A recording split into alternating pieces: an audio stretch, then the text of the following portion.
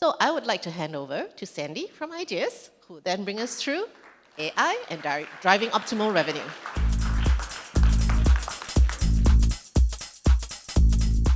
Thank you very much, Melinda. Good afternoon, everyone. Hope every one of you had a good lunch, and welcome overseas hoteliers that flew in to Singapore.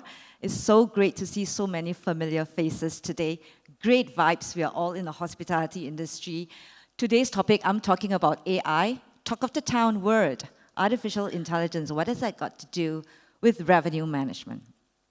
Where is AI in our everyday lives? We are using it every day, of course, in all our social media platforms, on Netflix, in ChatGPT, of course. But let's break down artificial intelligence, right? Let's look at intelligence, and humans do this very well. We have the ability to acquire the knowledge and the skills. Now, how do we translate this intelligence into a system? Now, AI is not to be confused with automation, right? Because automation is in the doing. When you reach 30%, you sell at this rate. When you reach 40%, you sell at another rate. That's automation. That's not AI. But when you put AI together, it is about the understanding and the analyzing and then making a decision out of that data. That's what AI is all about. So, automation and AI, clear differences. So, where do we apply AI in hotels today? And a lot of you are already using it in your chatbots, in your personalized marketing materials, or even in predictive maintenance back in the operations department, in data security as well. But we are here for ROC, of course. AI is where you can find that in revenue management to optimize your revenues. Very close to heart, right? Before you make a pricing decision, oh my gosh, you look at historical. Maybe not last year, maybe last week, maybe 2 weeks ago. That's also historical. You come up with one price point, and then you look at one competitor, and you look at what events is around the region, around your area. Are there groups in-house? Are there any groups that are washing? What is the length of stay for this price point you're going to put out? You come up with another rate. What about the lead time? The next competitor that is coming up, as we know, even in Singapore, there are many new hotels that's coming up as well. What kind of a star rating are they on? Are they upper scale hotel? Is that going to be a competitor to you? And of course, GM. I don't mean this in a very bad way, but your GM will have a stake, right, in how you actually price as well. They would say, oh, could we go $50 higher because next door is going at this price? And of course, you have to also make another decision for your price point for room types. But that is not all. You do have to consider your overbooking. You do have to consider the room types, the free upgrades or even the paid upgrades right now. What about the operational constraints of manpower? Your out-of-order rooms, rooms you need to put on maintenance. And the list goes on, right? New competitors, overall market conditions. The list goes on. What about price elasticity? Now, we may have forgotten about this or taken this in school before, and it was a module that we used to take. Now, price elasticity is a microeconomics concept where the relationship between the price of your product and the demand out there in the market is very important. Because if you are able to get price elasticity correct and the changes and the impact it has, you will be able to put the most optimal value out in the market to capture the best revenues for you.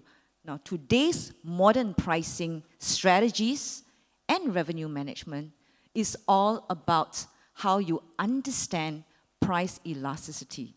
And that has got a huge impact on how AI plays back into, the way you use technology back into your hotel. So if all of you in revenue management are making all these decisions manually, please buy yourself a beer, or I will buy you a beer. We have a session later on at 5:30, so let's go for drinks all together. And you do have my deepest respect, because it is not easy putting that one price point out into the market for just that one room type for that particular day. Too many things to consider. Now let's take a very simple example of how AI works in revenue management. Typical 7 nights a week, and you have 1 room left to sell in your hotel. Now this is the last chance that you can make the maximum revenue for that hotel. Okay? What room rate would you put out there in the market? You have 2 options. 1, you could sell it at your highest rate at $500, and it will give you a 100% chance of bringing in this booking. Or if you are using AI, the AI approach, you would have a 75% chance of selling this room at $300, and the AI approach is to put in a hurdle of a minimum length of stay for 3 nights. What would you decide? The calculation is very simple, right? I have 100% chance of bringing in this booking, $500 on the books. Or do you want to take a 75% chance that you can bring in this booking? It brings you $175 more, right? The decision, of course, is to keep the length of stay for 3 nights. Let me give you an example how AI would work in 2 different hotels. Hotel A does not use the AI approach. Hotel B uses the AI approach. And this is 14 days to arrival, okay? Very typical. I can see a lot of smiles around. And you have got your market segments, right? The lower rated business and the higher rated business. Now, 14 days to arrival, Hotel A and Hotel B start off at the same level.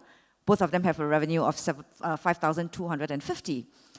2 days later, Hotel A, that is using a non-AI approach, makes a little bit more money than Hotel B. Why? First come, first serve basis, right? It's just operated by rules, but not by analyzing and understanding the demand out there in the market. So the GM and the revenue manager of Hotel A is very happy. They're celebrating because now they're ahead of the competition. Now, what happens a few days later? 4 days to arrival, Hotel A takes in all the first come, first serve bookings and all this. What happens is they are already full. And Hotel B still have inventory left, right? But as you can see from the graph here, that Hotel B that is using the AI approach is optimizing their market segments. They are also looking at controlling how the inventory is as well and waiting for the better paying guests to come in later. That is because they've got their analysis of the price and inventory correct. They've got their price elasticity out right as well. So when you are able to understand this better, you will be able to keep your inventory for the higher paying guests. And at the end of the day, you will see that the general manager and the revenue manager of Hotel B will be the ones that are celebrating instead. So these are the 2 examples of how AI would work in your technology and in the systems itself. Just 2 examples of it. Now, a lot of you hotels today subscribe to BI tool. Now, this is descriptive analytics. There's a whole lot of data we all know, right? Understanding that data, driving strategic decisions and promotions out of it, and that is descriptive analytics. And then you move on to the next step, where you introduce automation and machine learning algorithms in your technology. Now, that is predictive analytics, right? You react to what's happening, that's automation. Now, if you are able to include AI in your technology tech stack, you will be doing prescriptive analytics. And this is where, as you've seen from the examples earlier that I've just shared, you will be able to drive that optimal price and revenues back into your hotel's bottom line. Now, what are the questions should you be asking when we talk about AI? How is AI being used in your decision making today? Are you incorporating it? Are you exploring it? What data is being used in this optimization process? For example, we've got a rate shopping tool, you've got Demand 360. How is that being used into your pricing strategy and forecasting strategy today to optimize that rate for you. Remember, price elasticity is all connected. And how does the acquisition of a single reservation impact those decisions? You're measuring cost, you're measuring acquisition cost. There's a lot of commissions to be paid as well. So how does that impact the rates that you put out there into the market? And in this volatile market condition, how is AI used to manage this demand? Again, back to my point on price elasticity. So I know that we've forgotten a lot about what we've learned in economics in school, but it is time to bring that back. But of course, HSMAI has got lots of great certifications and workshops that you can also look at in terms of understanding more about revenue management. There is a lot of myths that comes with AI, right? As humans, sometimes, we think that we will lose control with AI. Now, AI gives you a lot of information, and your job will never go away because it allows for human intervention and overrides. I was driving to MBS this morning here today. I turned on my Waze app, and they told me to take the PIE route. I always drive on ECP, AYE, and I'm just very familiar with that route, so I decide to override what Waze told me and drive on the AYE route. That is the highway to take. I can override it. What happened was I just wasted an extra 4 minutes because there was a car that broke down on that expressway. Should I have listened to what they told me in the beginning? Probably. But guess what? I actually decided to override it. So yes, your job will never go away. You can interact with the system, so do not be afraid of it. You can always override stuff. Now, the other myth that a lot of hotels think is, my loyalty members, they do not like price changes. They like, fixed static rates. Now, the airlines do it so well. It's almost like an addiction, chasing after silver membership, a gold, tier membership or platinum membership.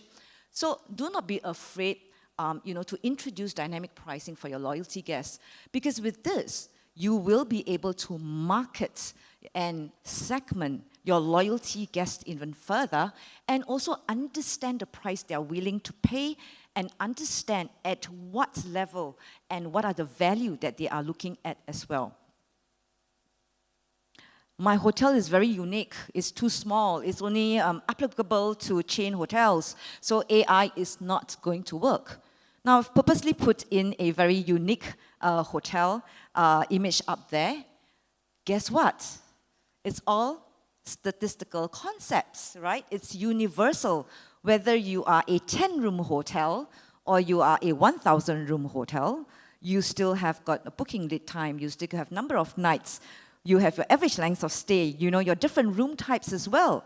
And all of us have a budget to achieve, to answer as well. It is universal. Now, if you look at Australia, right, they have a lot of campsites and a lot of landowners that own different plots of land.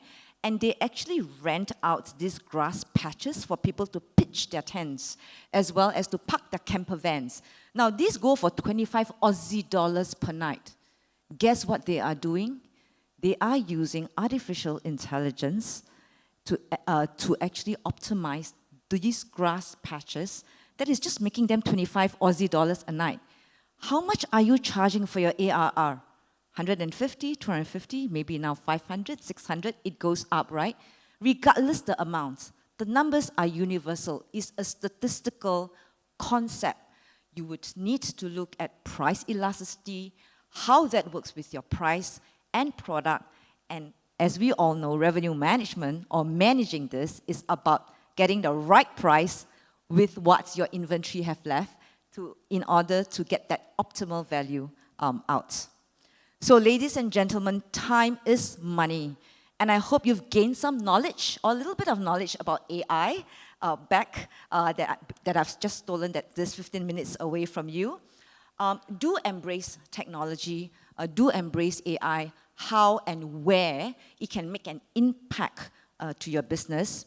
And always remember, it's not just about technology, right? It's always about your people, how they use technology, process, and technology coming together that you are able to have a successful transformation back at your hotel.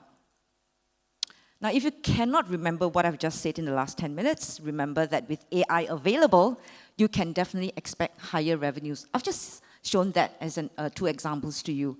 There is a high opportunity cost when you step on the bandwagon later. So embrace it, and you need AI to stay ahead of the competition. And with that, thank you very much. I don't have time for Q&A because we're running short of time, but my booth is just over there. Come by and visit me if you have any questions. Thank you very much. Thanks.